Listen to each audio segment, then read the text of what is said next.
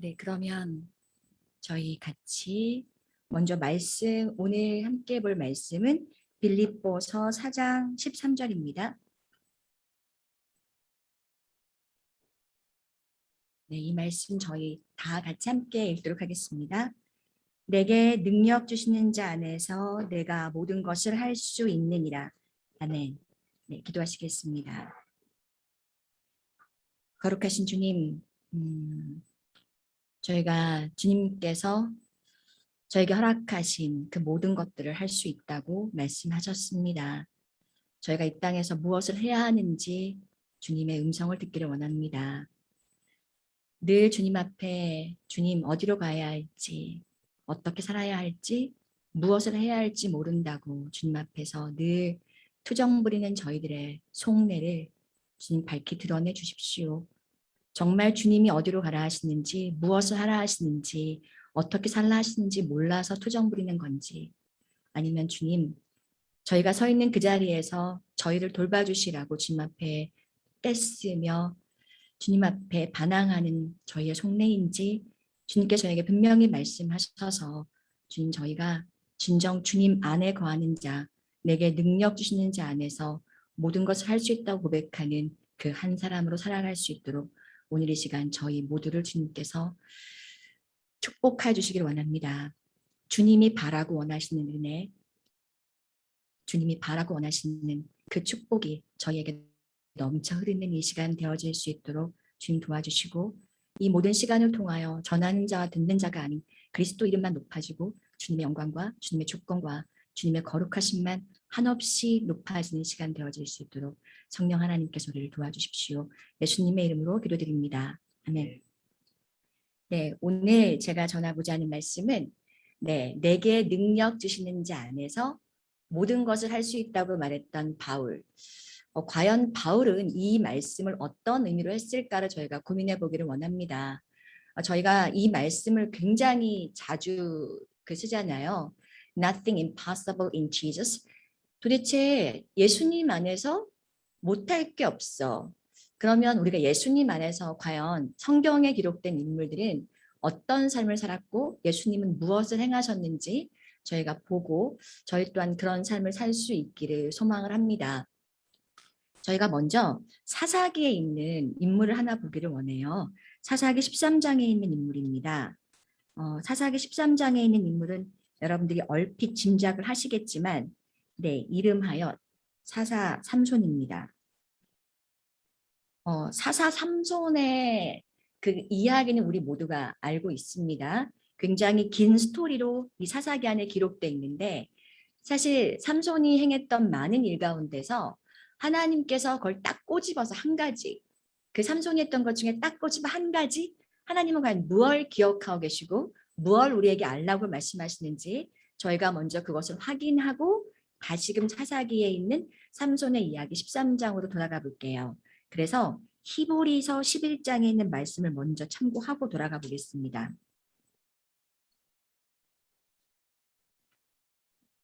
히브리서 11장 33절입니다. 저희 한번 다 같이 읽어보도록 할게요. 히브리서 11장 33절입니다. 그들은 믿음으로 나라들을 이기기도 하며 의를 행하기도 하며 약속을 받기도 하며 사자들의 입을 막기도 하며 아멘. 여기서 보면 분명히 제가 읽었던 이 말씀 구절이 여기에 무엇인가는 삼손의 이야기겠죠.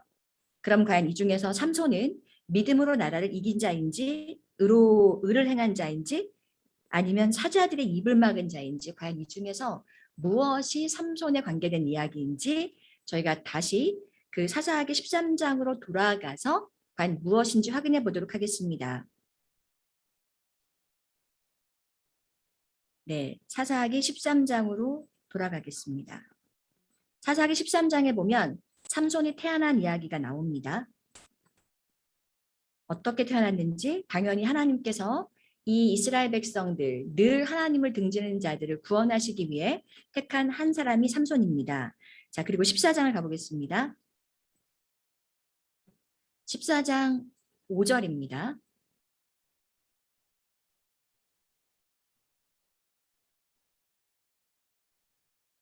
사사기 14장 5절입니다. 삼손이 그의 부모와 함께 딥나에 내려가 딥나의 포도원에 이른즉 젊은 사자가 그를 보고 소리 지르는지라 여호와의 영이 삼손에게 강하게 임하니 그가 손에 아무것도 없이 그 사자를 염소 새끼 찢는 것 같이 찢었으나.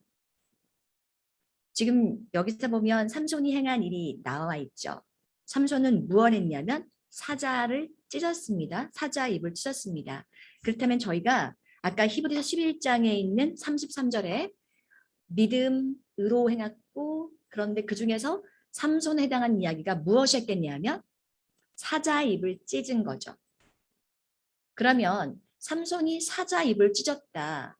이게 히브리서 11장에 기록되어질 만큼 삼손이 했던 여러 가지 이야기가 있습니다. 우리 알고 있는 것처럼 삼손과 데릴라, 삼손이 이렇게 장님이 되고 머리가 길고 여러 가지 이야기들을 알고 있습니다만 그 중에서 저희가 하나님께서 저희에게 기억하시기를 원하는 일은 사자의 입을 찢은 삼손입니다. 그러면 사자 입을 찢었다는 게 과연 무슨 의미일까요? 여러분들 혹시 사자 입을 찢는 게 하나님의 뜻이라고 한다면 저희도 아마 생활의 패턴을 바꿔서 이렇게 한국에 있는 게 아니라 아마 그 마사이 지역으로 저희가 모두 이주를 해야 될 것 같아요. 마사이들은 사자를 죽일 수가 있잖아요. 사자를 죽이고 사자 입을 찢을 수가 있어요. 물론 저희도 불가능한 건 아닙니다. 저희도 총을 들고 다니거나 멀리 사자를 쏘고 입을 찢을 수 있겠죠. 아예 불가능한 건 아니잖아요.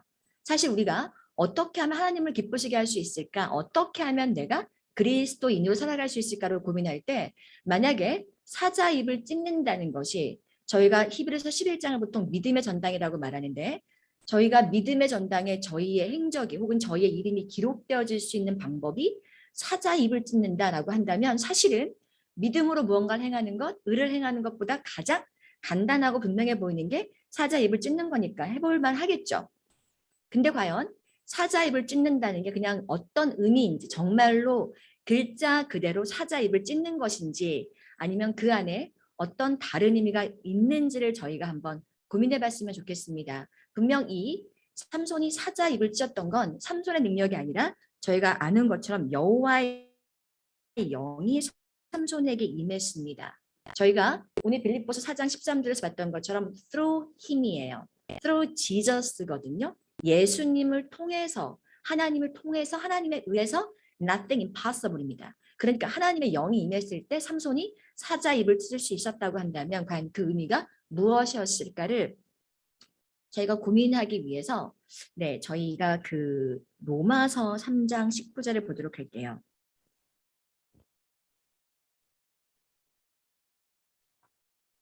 로마서 3장 19절을 제가 읽겠습니다. 우리가 알거니와 무릇 율법이 말하는 바는 율법 아래에 있는 자들에게 말하는 것이니 이는 모든 입을 막고 온 세상으로 하나님의 심판 아래 있게 하려 함이라. 여기 지금 입을 막다가 나오지 않습니까? 저희가 히브리서 11장 33절에 있는 삼손이 사자 입을 막았다라고 할 때 그 막았다라는 그러니까 분명히 히브리서 11장 33절에 있는 막았다라는 것이 어디에 기록된 거냐면 저희가 좀 전에 봤던 사사기 14장에 있었던 14장 5절과 6절에 있었던 그 삼손이 행했던 사자 입을 막은 거지 않겠습니까? 그러면 그 막다라는 것이 구약에 써 있는 막다가 신약에 또한 써 있는데 그 히브리서 11장 33절에 있는 막다가 바로 여기는 로마서 3장 19절에 있는 막다예요. 그러니까 이 막다가 저희가 봤던 것처럼 입을 막다죠. 모든 입을 막고 온 세상으로 하나님의 심판 아래 있게 하려 함이라. 그리고 한 가지 더 보겠습니다. 고린도 후서 11장 10절입니다. 고린도 후서 11장 10절입니다. 읽겠습니다. 그리스도의 진리가 내 속에 있으니 아가야 지방에서 나의 이 자랑이 막히지 아니하리라. 저희가 지금 이 막다라는 의미를 보면 그냥 분명하게 입을 막는 건 맞습니다. 입을 막는다는 건 뭡니까? 말을 하지 말라는 거죠. 말을 못하게 하는 거죠.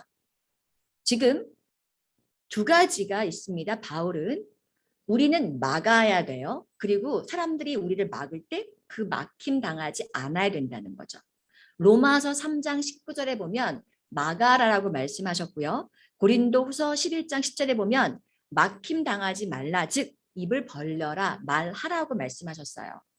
그러면 우리가 말해야 될 것은 무엇이고 세상은 우리에게 말하지 말라고 하는 것은 무엇인지, 우리가 세상의 입을 막아야 하는 것은 무엇인지를 저희가 이 자리에서 분명히 알 수 있을 것 같습니다.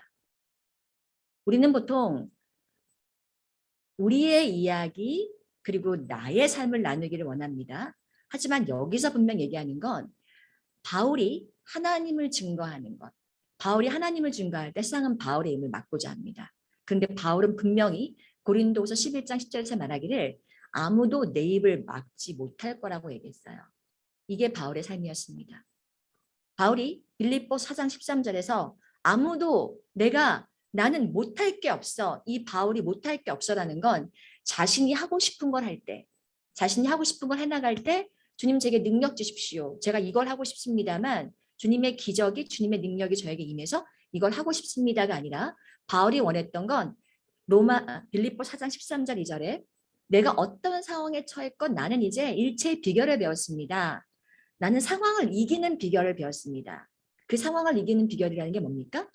내가 빈곤에 처하든 풍부에 처하든 상황이 좋든 나쁘든 이제 내 상황으로부터 나는 상황에 독립적인, 상황과 관계없이 나는 상황과 구별되어져서 이제 상황으로 나의 화복을 평가하고 하나님이 나와 함께 계신지의 그 여부를 평가하는 그런 수준이 아니라 내 상황은 세상의 장난이지 않습니까? 근데 이 세상의 장난이 우리가 기후만 해도 봄, 여름, 가을, 겨울이 변하고요. 시간만 해도 하루가 24시간이 지나고 어느덧 저희가 8월입니다. 이렇게 금년이 지날 테고 내년이 올 테고 곧 10년 뒤가 되고 저희가 죽을 날이 다가오겠죠. 시시각각 변해요. 세상은 가만히 머물러 있지 않습니다. 이렇게 시시각각 변하는 상황에서 내 상황이 변하는 건 너무 당연하잖아요.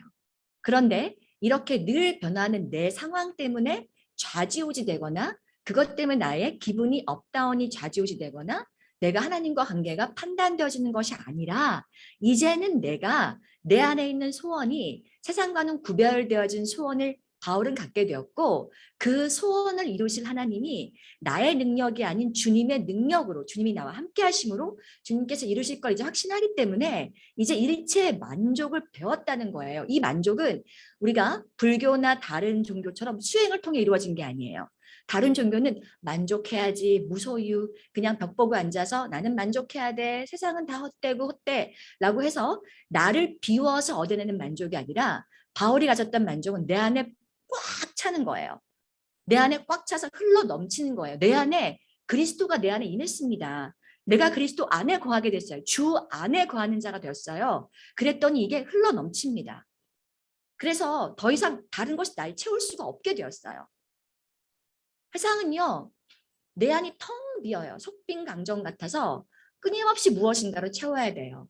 상황으로 내가 가진 무엇으로 끊임없이 원하는 것들을 채웠다 비웠다 채웠다 비웠다 하지만 바울은 그리스도가 그 바울을 가득 채웠기 때문에 그러하기 때문에 바울은 만족할 수 있었던 거죠. 그래서 우리가 자족한다는 것, 바울이 말했던 일체의 비결의 그 자족의 의미와 세상이 말하는 자족의 의미는 완전히 구별된 거예요. 세상이 말하는 자족의 의미는 괜찮아. 내 만족의 수준을 낮춰. 여러분들 그런 얘기 많이 하잖아요. 사는 거 별거 있어. 다 그게 그거야. 뭐 결혼하고 뭐 결혼할 때 한참 고르잖아요. 근데 결혼하신 분들 그러잖아요. 남자 다 거기서 거기야. 여자 다 거기서 거기야. 결혼하고 1년 뒤면 그때 다 눈 멀리잖아. 그럼 다 똑같아. 직장? 저희 교수님이 저한테 그러셨어요. 아유, 직장 말이지. 20년 살아보니까 그냥 그 순간 어떻게든 기회를 찾아서 조금이라도 좋은 데 가보려고 아둥바둥 치고 직장을 계속 바꿨던 사람이나 한 직장에 그냥 20년 동안 바보처럼 있던 사람이나 20년 지나고 보니까 똑같더라. 여러분들 다 살고 나면 죽을 때 이 죽음의 임종이 가까운 죽음이 가까운 사람들의 말이 뭡니까? 딱 전도서에서 솔로몬이 했던 말이잖아요. 헛되고 헛돼. 세상 해 아래 있는 거 다 쓸데없어. 다 쓸데없어. 그러니까 세상 사람들이 말하는 자족은 야, 살아보니까 별거 없더라. 이 땅에서 가장 좋은 것만 먹고 가장 비싼 것만 가지고 가장 좋다는 것만 골라 살아도 죽을 때 똑같더라. 그렇게 사나 이렇게 사나 만족은 똑같더라. 저희가 언젠가 갤럽에서 그 미국에 있는 맨하탄에 있는 사람들의 행복 지수와 그 마사이에 있는 그러니까 그 여러분도 아시겠지만 전기도 없고 뭐 물도 없는 마사이들의 행복 지수를 비교했습니다. 그런데 똑같더라고요. 그러니까 뭐 똑같아. 결국은 행복은 다 마음에 있는 거야. 그냥 자족하고 살아. 별거 아니니까 그냥 눈앞에 있는 것에 만족하고 살아. 이런 약간 모든 것이 다 똑같으니까 만족하고 살자. 체념하고 살자. 해봐야 다 헛된 거니까 그냥 지금 이 순간 즐겨라는 정도의 그런 자족이 절대 아니에요. 만약에 여러분들이 그런 의미로 바울이 말했던 자족을 논한다고 한다면 하나님의 입을 막는 자들입니다. 우리는 그런 자들의 입을 막아야 돼요. 아니 그 정도의 자족이었으면 종교를 바꾸죠. 제사도 할 수 있고 뭐 이것저것 많이 할 수 있는 종교를 바꾸죠. 아니요. 바울이 말했던 자족은요. 다른 것과 비교할 수 없는 내 안에 꽉 찬 만족이에요. 이 만족이 상황에서부터 내 안에 유입되어지는 게 아니라 이 만족이 내 안에서 흘러나와 상황을 다스리는 거죠. 내 상황이 좋을 때나 안 좋을 때나 그것이 연관되지 않은 그리스도로부터 흘러나오는 만족입니다. 흘러나오고 충만한 만족이에요. 그리고 이 만족은 실체예요. 무소유라는 가진 게 없어가 아니라 우린 다 가진 자예요. 부족함이 조금도 없는 자예요. 우리에게는 약속되어진 하나님의 나라가 있고요. 우리에게는 약속되어진 언약들이 그 보화가 어마어마하게 많습니다. 하나님이 우리에게 주신 것이 헤아릴 수 없이 많아요. 그리고 그 무엇보다 우리는 예수 그리스도 안에 있는 자거든요. 그리스도 이 세상을 지으신 온 땅을 창조하신 모든 걸 그분의 뜻 가운데 할 수 있는 그분이 우리 안에 거하시고 우리가 그분 안에 있는데 그런데 그 외에 다른 것을 더하는 건 무의미한 일이잖아요. 상황을 분명히 보고 알게 된 눈을 뜬 바울의 만족. 그래서 우리는 세상과 싸워야 합니다. 세상은요. 이 기독교를 그냥 뭐 다른 종교들이 하나로 자꾸만 전락시키고자 합니다. 그런데 우리는 다른 종교들의 하나로서의 기독교로 살아가는 것이 아니라 이 땅의 유일한 진리를, 이 땅의 유일한 생명을, 이 땅의 유일한 하나님을 전하는 자들이에요. 그런데 그런 저희가 세상에 있는 많은 것들과 이 하나님의 말씀을 혼잡한다면 그것이 우리가 싸워야 될 것들이죠. 삼손은 그것과 싸웠습니다. 바울은 그것과 싸웠습니다. 세상은 자꾸 우리에게 기독교라고 말하면서 그냥 잠잠해. 세상에는 많은 종교와 똑같은 그냥 원 오브 댐이잖아. 왜 유별나? 저희는 유별난 게 아니라 저희는 유일합니다. 저희가 유일하다는 걸 우리가 잊어버리는 순간 우리는 전락해버리고 말아요. 저희가 얼마나 유일한지 도대체 예수님께서 우리를 위해 무엇을 행하셨는지 우리가 그것들을 분명히 기억한다면 저희가 어떻게 이 땅 가운데 무슨 소망을 가지고 어떻게 살아야 될지가 좀 더 분명한 것 같습니다. 저희가 알고 있는 너무 잘 알고 있는 그 출애굽기 30장에 보면 거룩한 향 이야기가 나옵니다. 여러분들이 아마 이 말씀을 여러 번 보셨을 것 같아서 출애굽기 30장에 있는 거룩한 향이 기도에 관한 이야기라는 건 아마 아실 것 같아요. 30장에 있는 34절에 여호와께서 모세에게 이르시되 너는 소합향과 나감향과 풍자향의 한 품을 가져다가 출애굽기 30장 34절입니다. 소합향과 나감향과 풍자향의 한 품을 가져다가 그 향품을 유황에 섞되 각기 같은 분량으로 하고 이게 소위 말하는 성막 안에서 그 성소 안에서 늘 하나님께 올려졌던 향이에요.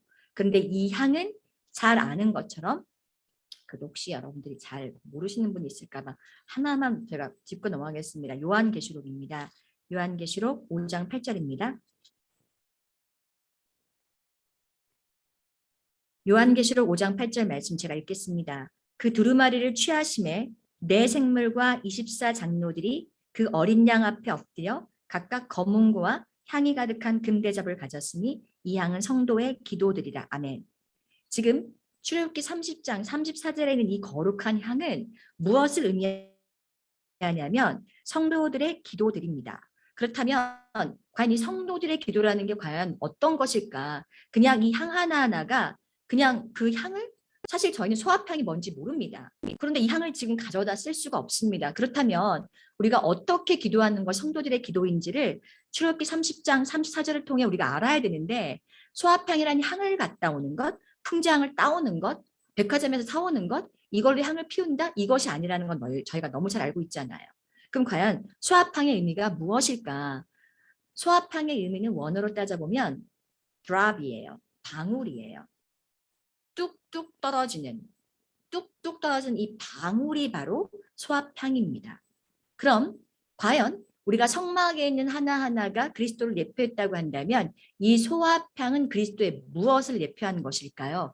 그리스도가 언제 이 뚝뚝 떨어지는 방울, 그리스도가 뚝뚝 떨어지는 방울이 언제 있었는지 여러분들 함께 보도록 하겠습니다. 네, 저희가 네, 누가복음 22장을 보실게요. 누가복음 22장 44절입니다.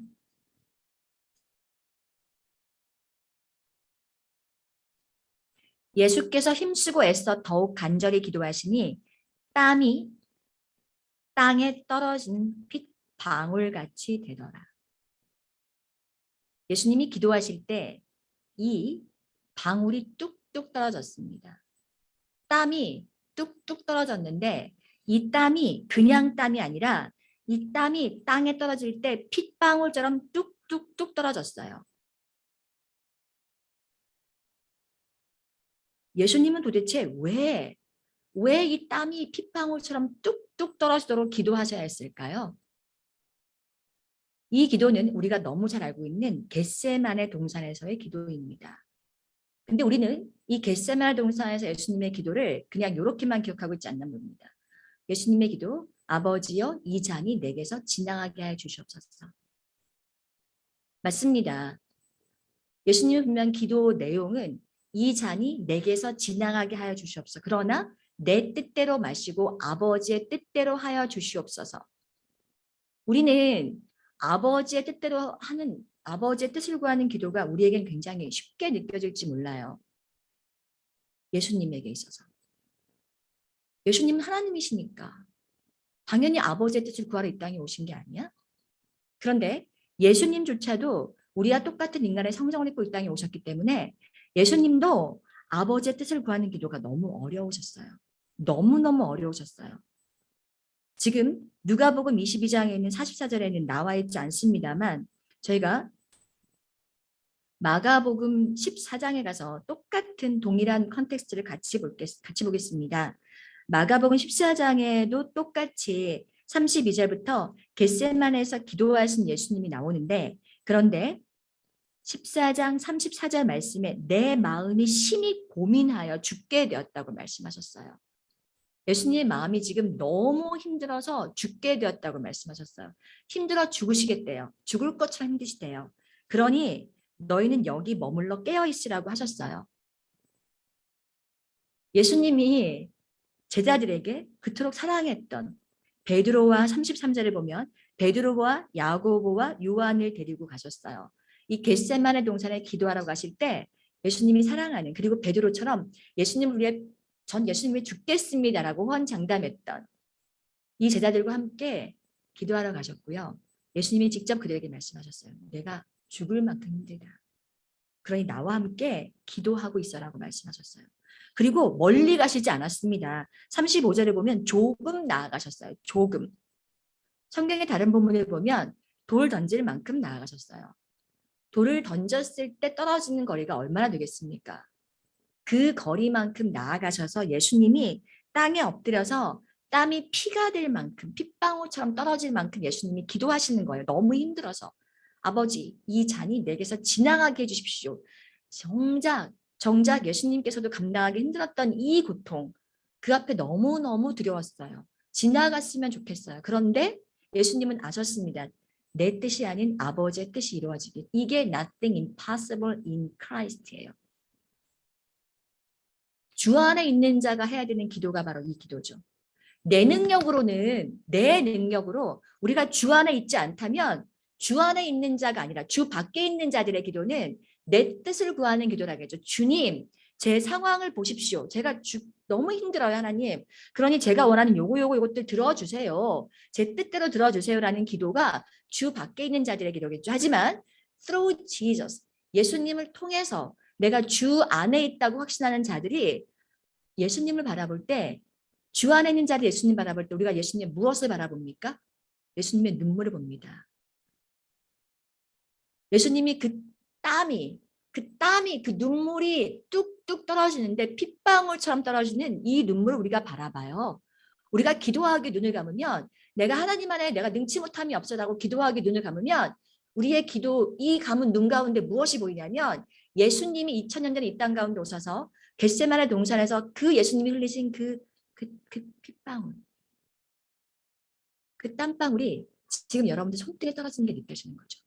2000년 전에 왔다 가셨기 때문에 이제는 죽으신 분, 2000년 전에 왔다 가셨기 때문에 지금 하늘에 계신 분이 아니라 그분이 제 안에 계시다면서요.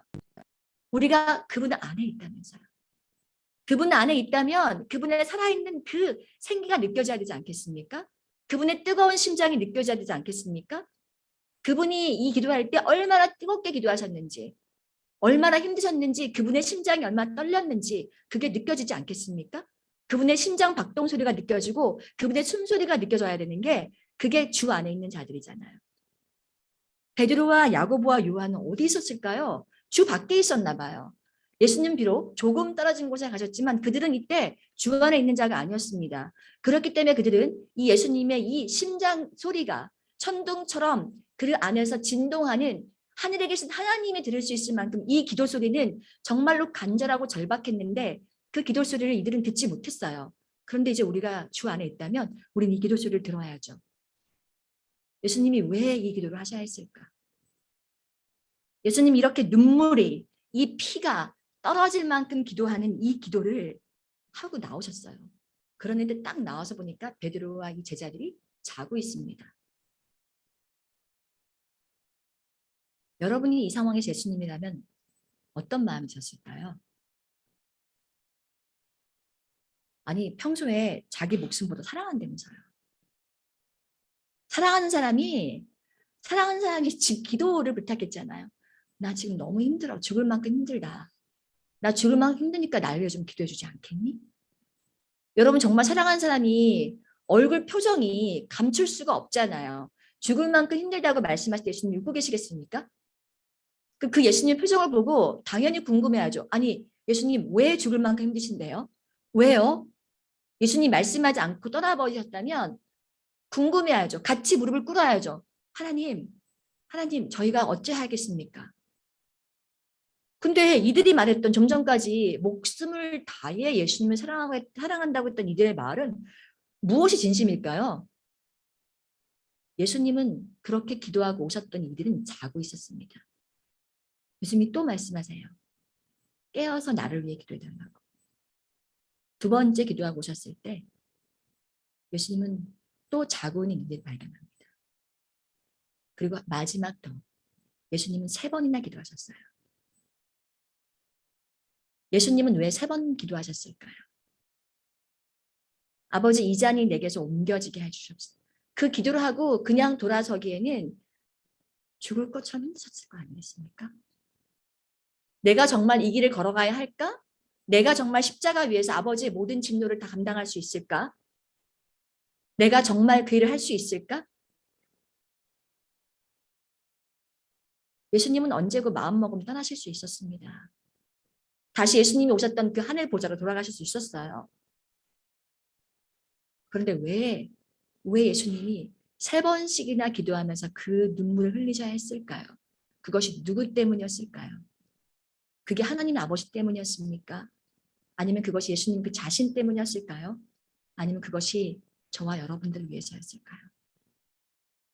그것이 이 베드로와 야고보와 요한 때문이었지 않겠습니까? 정작 이들을 위해 예수님은 그렇게 피눈물을 흘리며 기도하고 계시는데 그토록 사랑했던 베드로와 야고보와 요한은 계속 자고 있었습니다. 그래서 예수님께서 말씀하십니다. 누가복음 14장 42절입니다. 일어나라 함께 가자. 보라 나를 파는 자가 가까이 왔습니다. 예수님은 눈물이 피가 될 만큼 기도하고 오셨습니다. 3번이나. 그리 멀지도 않은 곳에. 그리 멀지도 않은 곳. 100m라고 합시다. 100m 기도하고 오는 동안 예수님은 그 온몸에 피눈물처럼 핏방울처럼 그 온몸에 흘리는 그 땀방울이 다 말랐을까요? 예수님의 얼굴 표정은 이제 기도했기 때문에 나 이제 끝났다. 아버지께 기도했으니 아버지의 뜻대로만 이루어질 거야. 이제 나는 마음이 후련해라고 얼굴에 기쁨이 가득하셨을까요? 그런데 그들은 아무도 예수님의 속내나 예수님의 상황에 대해서 아무도 묻지 않습니다. 그런데 예수님은 그들에게 말씀하십니다. 일어나서 이제 함께 가자. 함께 가자. 예수님이 이 땅 가운데 오신 이유는 우리와 함께 하시기 위함이잖아요. 예수님이 이 땅에 태어나신 이유는 임마누엘입니다. 우리와 함께 하시기 위해 세상을 창조하셨습니다. 창세기 1장 1절에 예수님은 우리에게 엘로힘으로 말씀하셨어요. 내가 끝까지 너와 함께 하겠다고. 우리와 함께 하시기 위해. 아니, 하나님, 저 하나님과 함께 하고 싶어요라고 우리가 악을 지르고 우리가 버선발로 뛰어나가고 우리가 가슴을 치고 우리가 죽자 살자 그분만 쫓아다녀야 되는 게 아니겠습니까? 그런데 하나님 이 땅에 내려오셨어요. 우리와 함께 하시기 위해. 그리고 말씀하십니다. 비겁한 자들. 아니 뭐라고 표현해야 되겠습니까? 베드로와 야고보와 요한은. 여러분들이 만약에 사랑하는 사람이 내가 너무 힘드니 나와 함께 기도해달라고 했는데 갔다 보니 자고 있었다. 그것도 3번이나 했는데 자고 있었다. 여러분들은 그 사람을 마음속에 어떤 마음이 들까요? 증오가 생기지 않을까요? 배신감이 들지 않을까요? 평소에 날 사랑했다고 했던 말이 거짓말이지. 사랑은 입술로 하는 게 아니잖아요. 사랑은 행동으로 보여주는 거잖아요. 사랑은 머릿속에서 나오는 게 아니라 본능적으로 튀어나오는 거잖아요.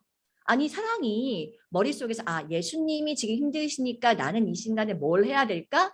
예수님이 지금 저렇게 말씀하셨는데 힘들다고 그럼 나는 뭘 해야 될까? 이렇게 해서 하나하나 분석적으로 따져서 반응하는 게 아니라 사랑은 본능적으로 가슴에서 튀어나오는 거예요. 사랑하는 사람이 힘들다고 말하면 나도 모르게 같이 눈물이 나고요. 나도 모르게 같이 죽을 것처럼 되어지는 게 그게 사랑이에요. 근데 이들은요. 생각도 않고 사랑도 안 했습니다. 머리와 심장이 다 죽은 자들처럼 반응하지 않았어요. 예수님이 같이 가자. 왜? 나를 팔 자가 가까이 왔다. 나 이제 죽게 되었어. 같이 가자. 근데 이들은요. 그렇게 얘기하고 이들은 어땠습니까? 50절입니다. 일어나라 함께 가자라고 했는데 그런데 나를 파는 자 가까이 왔다고 했는데 잡히시는 순간에 52절입니다. 50절입니다. 제자들이 다 예수를 버리고 도망하니라. 모두 도망했습니다. 이게 우리의 모습이에요. 이게 주 밖에 있는 자들입니다. 오늘 저희가 분명히 보고 있는 건 주 밖에 있는 자, 주 밖에 없는 자가 아니라 주 밖에 있는 자들의 모습은 예수님이 울든 예수님이 힘드시던 예수님의 마음을 아랑곳 없습니다. 자신들의 삶이 너무 바빠요. 자기 생각으로 꽉 차 있어요. 그러니 예수님이 일어나 함께 가자고 했을 때도 이들은 예수를 버리고 도망합니다. 얼마나 예수를 버리고 도망하게 급급하냐면요. 52절에 배 혼이불을 버리고 벗은 몸으로 도망합니다. 한 청년입니다. 우리는 한 청년을 예수님의 제자 중에 한 사람이라고 알고 있습니다. 너무 급한 거예요. 자다가 갑자기 예수님이 잡히니까 혹시 나도 연루대에 같이 잡힐까 봐 그냥 자다가 이불만 들고 뛰어나왔는데 근데 그 이불마저 지금은 거추장스러운 거죠. 내가 이불을 끌고 가다가 잡힐지 모르니까 이불을 다 벗어버리고 뛰어가는 거예요. 이게 우리의 모습이죠. 그러고 나서 예수님은 어떻게 하십니까? 예수님은 누가복음 14장 53절부터 제목입니다. 공회 앞에 서십니다. 예수님을 따랐던 12제자. 그 12제자만이 아니라 예수님은 우리가 복음서에 보면 100명을, 120명을 파송했던 일들이 있습니다. 오병이어의 기적을 통해 예수님에게 왕이 되어달라고 그렇게 쫓아다녔던 사람들이 있습니다. 그 무리들이 있습니다. 종려주일에 종려나무까지 흔들며 호산나를 외쳤던 수많은 무리들이 있습니다. 그런데 그들이 지금 아무도 없습니다. 그리고 예수님은 공회에 혼자 서셨습니다. 예수님 재판받기 위해 혼자 서셨어요. 아무도 예수님을 증거해주지 않았습니다. 모든 사람들이 입을 모아 예수님을 죽이라고 말했습니다. 예수를 십자가에 못 박아 죽이라고. 우리는 그 입을 막았어야 했죠. 아무런 증거도 없이.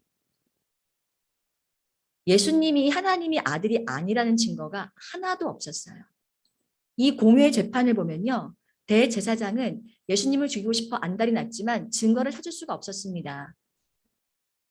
세상 어디에도 예수님이 하나님의 아들이 아니란 증거가 없었어요. 그런데 그렇게 예수를 죽이자고 만입이 입을 모아 예수님을 죽이자고 할 때 그토록 예수님을 사랑했던 제자들은 다 꽁꽁 숨어 있습니다. 베드로는 저 한켠에서 불을 쬐고 앉아 있었어요. 무슨 정신으로 불을 쬐고 앉아 있을 수 있을까요? 여러분 혹시 여러분이 정말 사랑하는 사람이 잡혀갔어요. 그게 어떤 의미인지 압니다. 죽으러 갔잖아요. 근데 여러분들 그때 불 쬐고 앉아 있을 수 있겠습니까? 가능할까요? 여러분들 부모님이 잡혀갔습니다. 멀리서 재판을 지켜보는데 불 쬐고 앉아 있을 수 있을까요? 내가 지금 추운지 더운지 이렇게 실감이 날까요? 느껴질까요? 저는 여러분 한번 생각해 보십시오. 이게 너무 당연한 일인지. 불을 쬐고 앉아있는 제자를 바라보며 예수님은 어떤 생각을 했을까요? 평소에 그렇게 예수님을 따르던 내가 예수님을 죽겠다고 했던 제자들은요. 모두가 자기 살겠다고 도망갔습니다.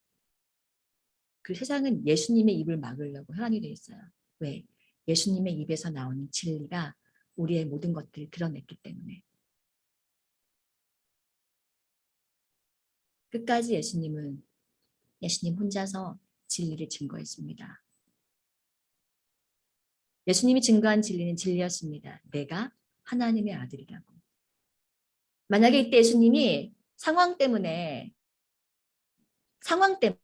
우리가 너무 얄미워서 우리가 아주 괘씸해서 예수님이 끝까지 침묵하셨더라면 예수님 십자가에 죽지 않으실 수 있었겠죠.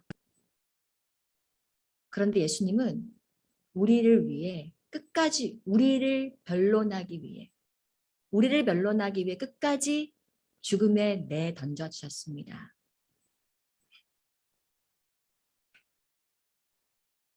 여러분들 삶에서 과연 무엇이 우리의 소망 되어주고 무엇이 우리 삶에서 마땅히 해야 될 일인지를 우리가 한 번쯤은 고민해 봤으면 좋겠습니다.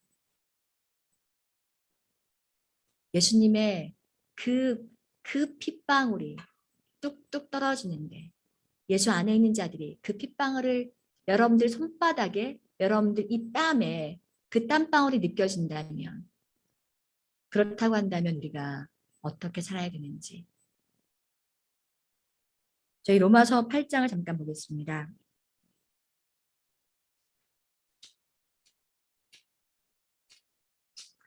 로마서 8장 26절입니다. 이와 같이 성령도 우리의 연약함을 도우시나니 우리는 마땅히 기도할 바를 알지 못하나 오직 성령이 말할 수 없는 탄식으로 우리를 위하여 친히 간구하시느니라. 아멘. 지금도 우리는 기도할 때 정작 우리가 무엇을 위해 기도하는지 정작 우리가 원하는 것들이 우리에겐 독이 되는지도 모르고 우리는 하나님 앞에 무릎을 꿇습니다. 그런데 그런 우리를 위해 지금도 친히 성령 하나님께서 우리를 위해 기도하고 계세요. 성령 하나님이 우리 안에 거하시면서 우리의 기도를 드릴 때 우린 우리가 기도하면 하나님께서 굉장히 기뻐하실 거라 생각을 하잖아요. 우린 약간 그런 착각이 여러분도 한번 곰곰이 생각해 보셨으면 좋겠습니다. 우리가 예배 드릴 때, 우리가 주님 앞에 나올 때, 우리의 모습을 보고 주님은 어유 이쁘다, 이쁜 내 새끼 왔네. 우리가 기도할 때 어유 내 새끼 나한테 뭐 엄마 아빠가 자식들을 바라볼 때 그 예쁜 마음으로 그렇게 하염없이 예수님은 하나님 우리를 바라보실 수 있을까요? 우리가 하나님을 우리 아버지라고 부르고 예수님을 나의 신랑이라고 불러서 어느 순간부터 하나님이 우리와 동격이 된 건 아닌지 모르겠습니다. 그런데 하나님은요, 거룩하신 하나님이세요. 그 거룩하신 하나님이 우리가 하나님에게 달려갈 때 여러분들 엄마 아빠들도 그렇지 않습니까? 오늘 밖에 나가서 너무너무 깨끗하게 옷을 입었어요. 너무 깨끗해서 오늘 굉장히 중요한 자리에 나갈 옷을 입었습니다. 근데 조그만 꼬맹이가 그냥 뭐 온몸에 다 진흙을 묻고 근데 엄마 아빠는 달려옵니다. 엄마 달려와서 덥석 않습니다. 그때 저는 장담합니다. 100% 엄마들은 아이에게 화를 내겠죠. 내 옷 하나가 망쳐진 것도 짜증이 납니다. 근데 우리가 하나님께 달려가면요. 그분의 거룩하심이 우리를 어유 예뻐라고 하실 수가 없어요. 그분의 거룩하신 성품은 우리가 더럽고 죄인들이 왔을 때요. 그 모든 우리의 더러움을 불살라야 하는 거룩하신 능력이세요.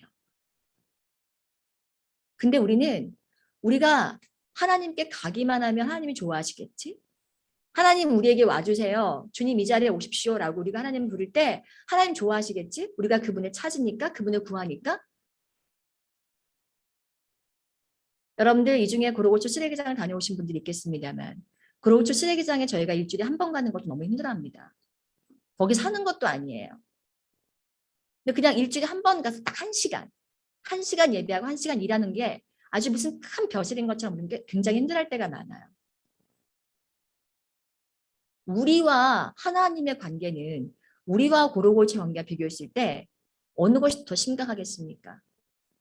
하나님이 이 땅에 내려온 하나님의 보좌를 생각해 보세요.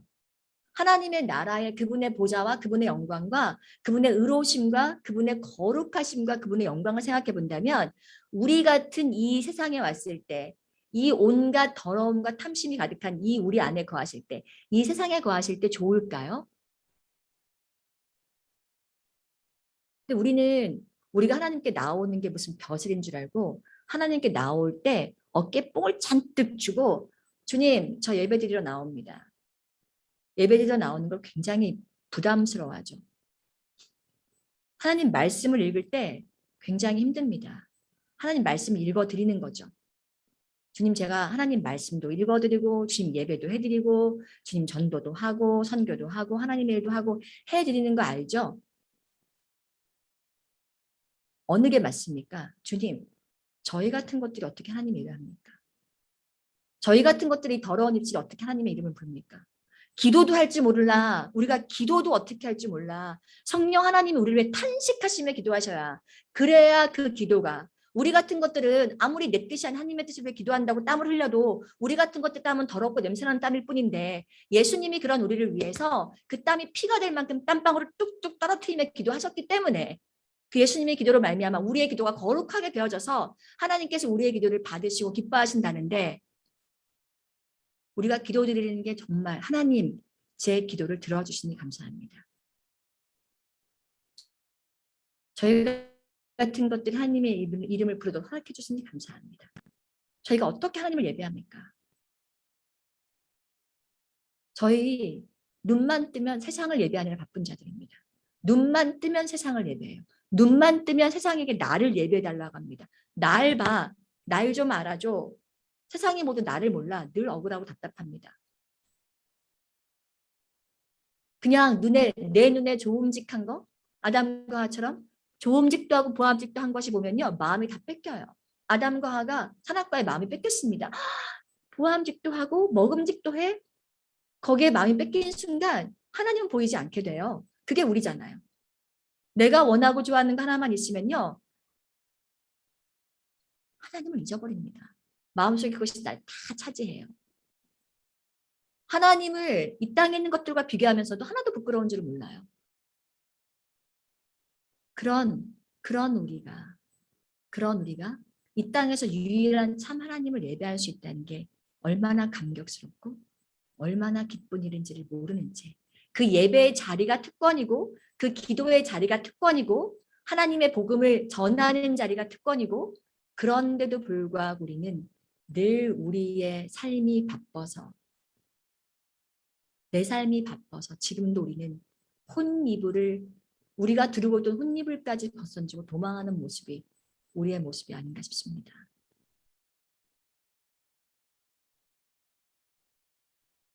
이 땅의 복음이 어떻게 들어왔습니까? 이 땅에 복음이 들어올 때 어느 누가 복음이 들어오는 그 선교사들을 향해 박수치며 환영했습니까? 그들을 다 죽였습니다. 목 매달아 죽였고요. 목 잘라 죽였고요. 웅덩이에 파묻 다 죽였습니다. 이 땅에 복음이 처음 들어왔을 때요.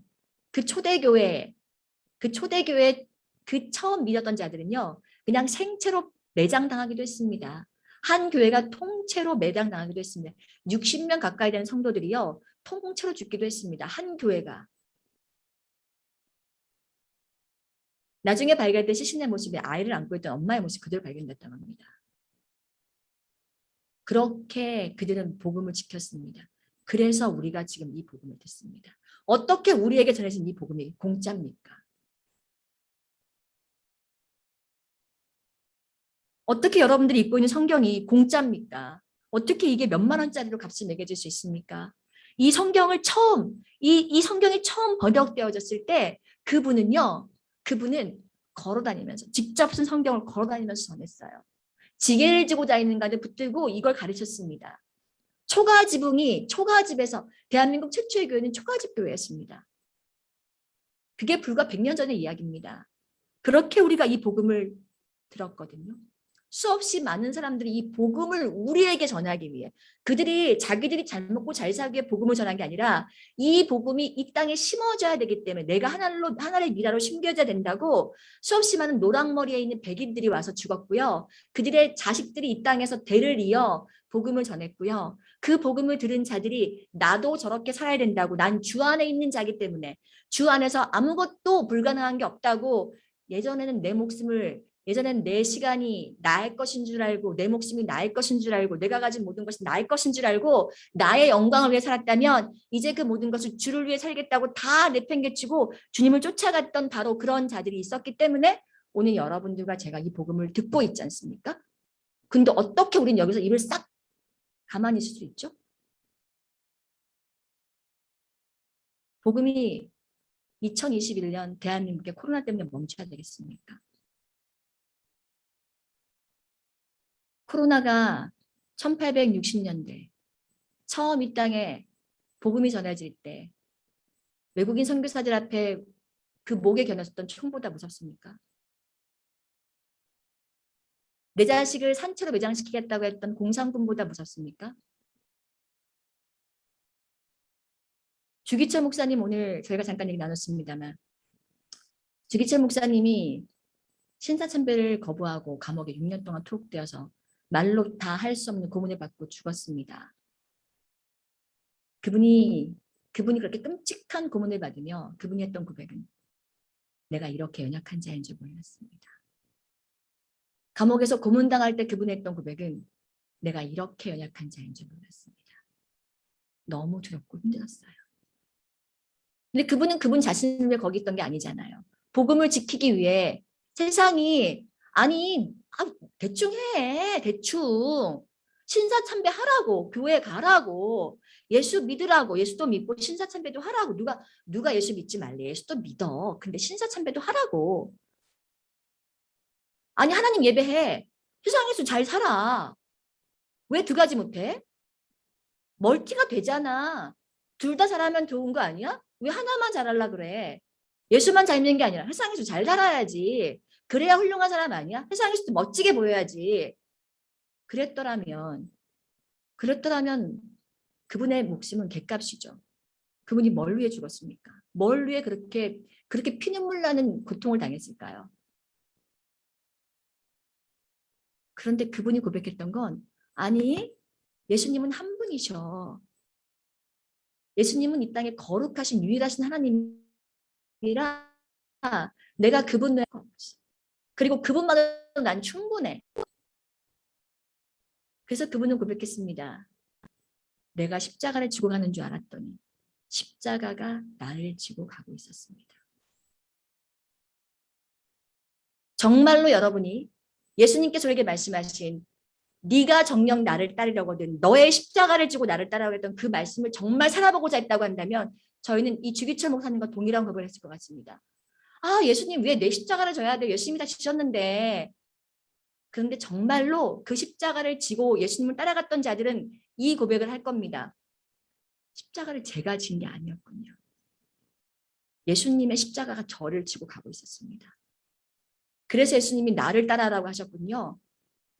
우리가 예수님 안에 있지 않고 저 세상 한가운데 있었더라면 우리가 내 십자가를 지고 내가 죽어서 하나님의 모든 진노를 예수님께서 겟세마네 동산에서 그렇게 땀방울이 피가 되도록 철철철 흘리시면서 그분이 했던 그 고백, 이 진노의 잔을 그 진노의 잔을 제가 마셔야 했군요. 그런데 예수님이 나를 따르라 하시니 네 십자가를 지고 나를 따르라 하시니 그 십자가가 내 십자가인 줄 알았더니 주님이 저를 지고 가시고 있었군요. 나는 고백이 나오겠죠. 그러니 이 나는 연약하고 나는 주님을 부인할 수밖에 없지만 그것이 나의 능력이 아니라 나를 지고 가시는 주님의 능력으로 제가 오늘을 버텼습니다. 이 고문을 제가 버텼습니다. 그게 주 안에 있는 자들의 고백임을 믿습니다. 그렇게 150년 동안 이 땅에 전해졌던 복음이 지금 어디 있습니까?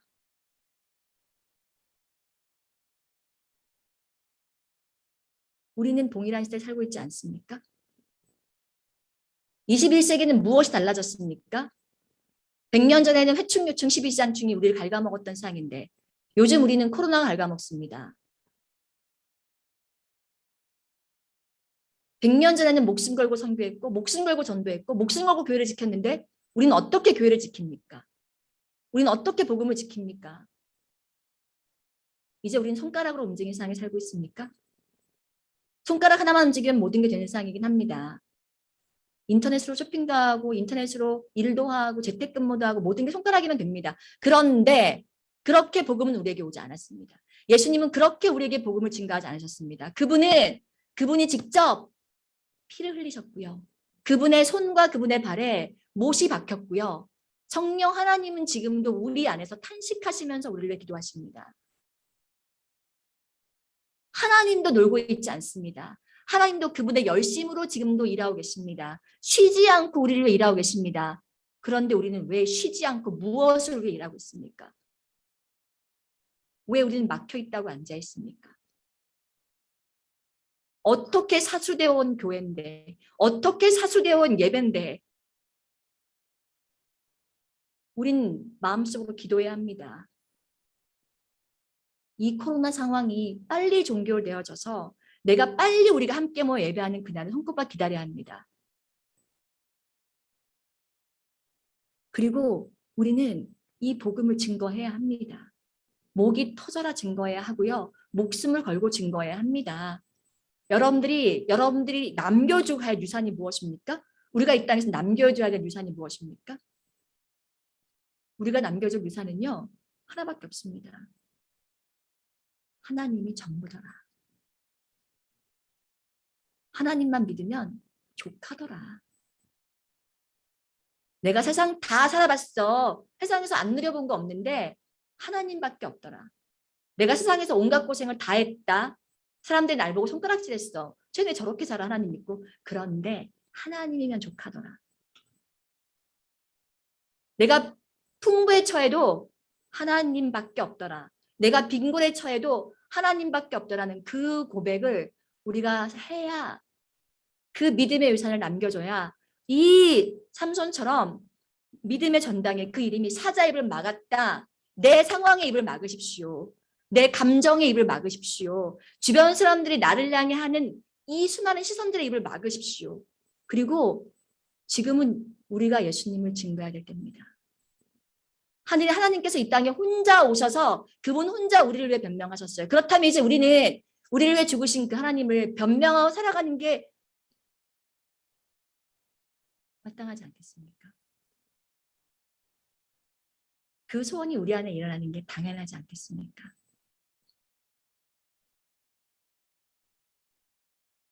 100년 전이나 지금이나 상황은 동일합니다. 지금도 동일한 사단이 우리의 입을 막으려고, 여러분들의 입을 막으려고, 예수의 입을 막으려고 지금도 수없이 많은 그리스도인들을 죽입니다. 정신적인 박해, 영적인 박해, 물리적인 박해가 지금도 곳곳에서 우리의 입을 막는 사단 때문에 교회가, 예배가, 선교와 전도가 너무 어렵습니다.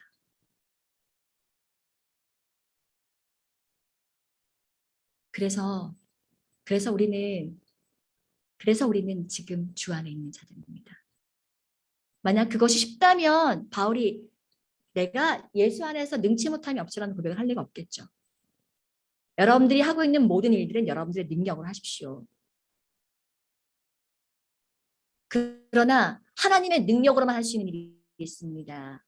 빌 게이츠가 예수님의 능력으로 부자가 됐습니까? 아니요. 자신의 능력으로 부자가 됐습니다. 여러분들이 한국에 있는 가장 높은 빌딩인 롯데타워입니까? 저게 하나님의 능력으로 지었습니까? 아니요. 인간의 능력으로 지었습니다. 인간의 능력으로 할 수 있는 것들이 저렇게 많아요. 그런데 바울이 말했던 하나님의 능력으로만 할 수 있는 일, 그게 우리가 꿈꿔야 될 일이고 그게 주 안에 있는 자들이 해야 될 일입니다. 그 안에서 자랑해야죠. 내가 무엇을 자랑해야 되는지를 분별하는 게 주 안에 있는 자입니다. 내가 무엇을 부끄러워해야 되는지를 분별해야 되는 게 주 안에 있는 자들입니다. 세상 사람들처럼 자랑하고 세상 사람들처럼 부끄러워하고 세상 사람들처럼 두려워하고 세상 사람들처럼 바쁘다면 우리는 주 밖에 있는 자들입니다. 우리가 정말 주 안에 있는 자들이라면 오늘 우리가 무엇을 봐야 될지, 우리 눈앞에 있는 저 높은 빌딩과 저토록 아름다운 세상의 화려함인지, 아니면 지금도 나를 대신하여 십자가에 못 박혀 죽으시면서 그 모든 물과 피를 흘리시고 그 피눈물을 흘리시면서 우리를 위해 기도하시며 주여 주여 아버지여 이 잔이 내게서 지나가게 해 주십시오. 일어나 함께 가자고 고백했던 그 예수님의 그 음성이 내 귀에 늘 24시간 그 음성이 내게 넘쳐서 우리는 늘 주님의 음성을 듣고 싶어 하잖아요. 주님의 뜻을 알고 싶어 하잖아요. 주님 그 음성을 내게 들려주십시오라고 기도하지 않습니까? 이 음성을 들어야 합니다. 일어나서 함께 가자고 했던 이 음성이 왜 들리지 않습니까? 예수님이 함께 가자고 말씀하십니다. 일어나라. 네가 서 있는 그 자리에서 이제 일어나서 함께 가자. 예수님과 함께 동행하는 저희가 되었으면 좋겠습니다. 예수님을 증거하기 위해 우리가 성경을 보는 것도 내가 예수님을 증거하기, 예수님을 변명하기 위해 목숨 걸고 말씀을 봤으면 좋겠고요. 그냥 말씀 보면서 말씀을 넘기지 않았으면 좋겠습니다. 이게 무슨 말씀이 뭐 영어책 수학도 하다못해 영어 수학책도 말씀 보면서 공부하면서 열심히 보잖아요. 하다못해 교과서도 열심히 공부하면서 보는데 성경책은 그냥 읽어 넘기는 게 이게 말이 되겠습니까? 성경은 장난이 아닙니다. 교보문고에 있는 모든 책들은요. 그냥 넘겨서 봐도 됩니다. 알아도 되고 몰라도 됩니다. 그거 모른다고 해서 하나님이 여러분들에게 부끄럽다고 말씀하시지 않을 겁니다. 그러나 이 땅에 단 한 가지 책이 있습니다. 수없이 많은 사람들의 피가 서려 있는 책이 있습니다. 이 땅에 있는 수없이 많은 자들 자기 생명보다 귀히 여긴 책이 있습니다. 바로 단 한 권의 그 책이 바로 이 성경입니다. 세상에 이것보다 더 귀한 보배가 없습니다. 여러분들 이 땅에 단 한 번뿐인 삶이잖아요. 여러분들 목숨 몇 개인가요? 하나밖에 없어요. 여러분들 삶이 몇 개밖에 없어요? 한 번밖에 없어요. 제대로 살아보고 싶지 않습니까? 멋지게 살고 싶지 않으세요? 세상에 보란 듯이 여러분들 이름 석자답게 보란 듯이 당당하게 멋지게 살고 싶으시죠? 어떻게 하면 세상에서 가장 멋지게 살 수 있을까요?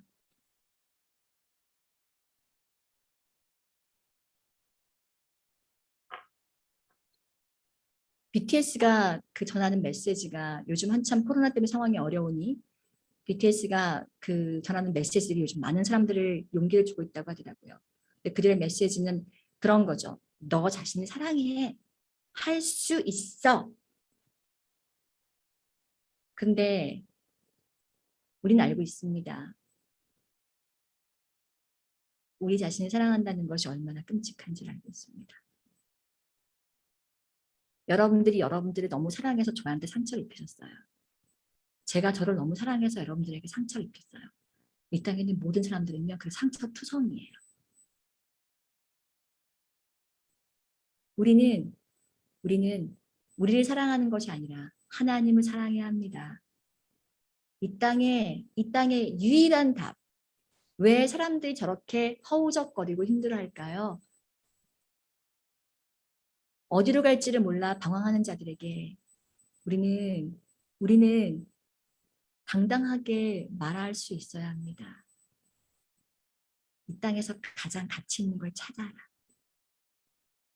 이 땅에서 정말 멋지게 사는 길이 있어. 이 땅에서 가장 멋지게 사는 길, 가장 성공한 인생을 사는 길은 이 땅에서 가장 가치 있는 걸 발견하는 거야.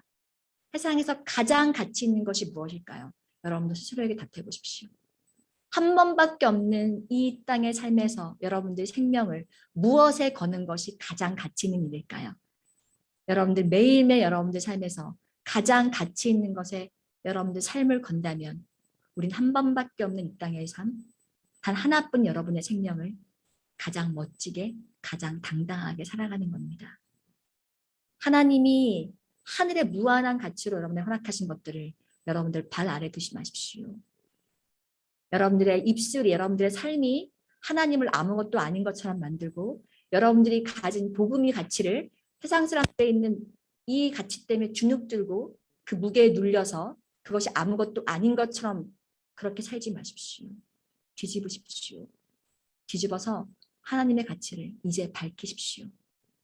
하나님의 가치를 가치대로 밝히며 살아가는 삶. 그게 우리가 주 안에 있는 자들의 삶임을 믿습니다. 그렇게 살아가는 저와 여러분들 모두가 되어주길 소망합니다. 같이 기도하시겠습니다.